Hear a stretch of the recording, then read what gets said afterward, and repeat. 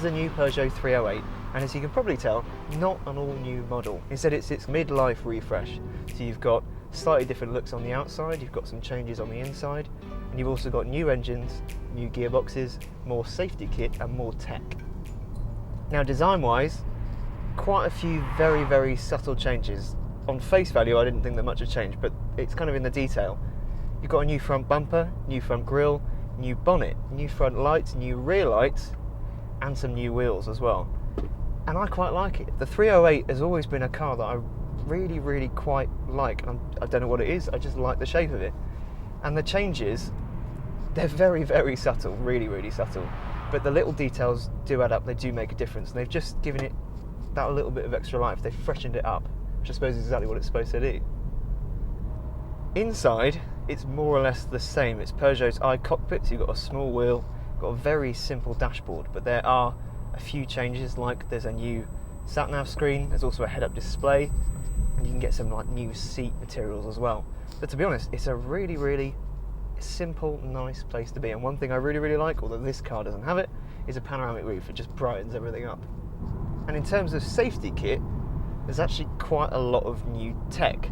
So you've got active braking, so it will stop you if you're on the motorway and there's a moving car that's slowed down quite a lot. It will stop you. It will also stop you in traffic as well if something pulls out and you don't see it. You've got a distance alert system. You've got a new cruise control system. There's also a system that reads the signs ahead, so you can, if you've got the cruise control on, for example, you can just press a button and it will know what the sign is and it will adjust your speed accordingly. And you've got blind spot and all the usual safety stuff, but there's just more of it. This is a safer car than it used to be. Now, in terms of engines, petrol-wise, you can either get a 1.2 litre turbocharged 3-cylinder with either 110 brake horsepower or 130 brake horsepower. The 130 brake horsepower is the one that's new. You can also get a 1.6 litre 205 brake horsepower 4-cylinder turbocharged engine, although the 205 brake horsepower engine will be replaced with a 225 brake horsepower engine right at the start of next year. Now, after that, I said lots and lots of very, very insightful things, but I'm afraid that the microphone decided to take a bit of a dump. So instead, what I thought I'd do is do some voiceover for you, show some very pretty pictures of the car in Germany and Austria because the scenery was stunning, and just say everything I said in front of the camera, but that wasn't actually recorded. So, 130 brake horsepower engine. First, 130 brake horsepower, 169 foot-pounds of torque. And you can get it with a new 6-speed manual gearbox, but I'll get onto the gearboxes a bit more in a second. Consumption is down by about 4%, so you'll get about 52 miles per gallon. 0 to 62 takes 9.1 seconds, and it has a top speed of 124 miles an hour. Now, the car I'm driving here is the one powered by a 205 brake horsepower, 1.6 litre 4-cylinder, with 210 foot-pounds of torque. 0 to 62 takes 7.5 seconds, and the top speed is 146 miles an hour. Now, considering this isn't a GTI model, this is just a normal run-of-the-mill standard engine, it does pick up very, very well. It's not as fast as GTI, of course it isn't. It gets to 60 in 7 seconds rather than GTI's 6, but it feels really, really strong.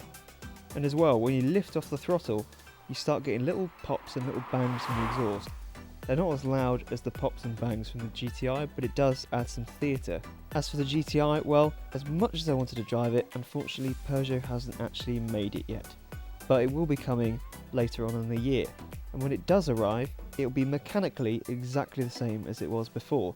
Have the same engine, the same incredible brakes, the same gearbox, but it will just change on the outside, on the inside, and it will have all the new kind of safety and technology kit that this new 308 has.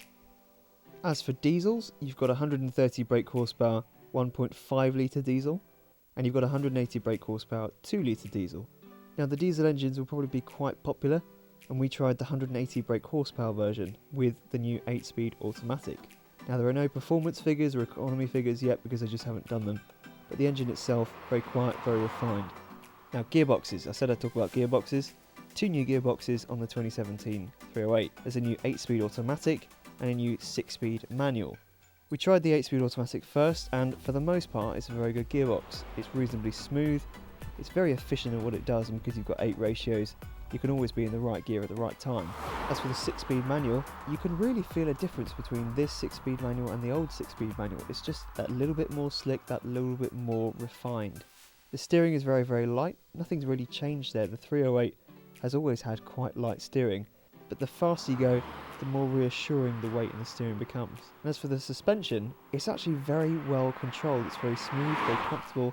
And on the Autobahn, where we spent a little bit of our time, it could deal with speed really, really well. Considering this is a Peugeot, you wouldn't necessarily associate high-speed stability with Peugeots, but I can tell you now it does very, very well.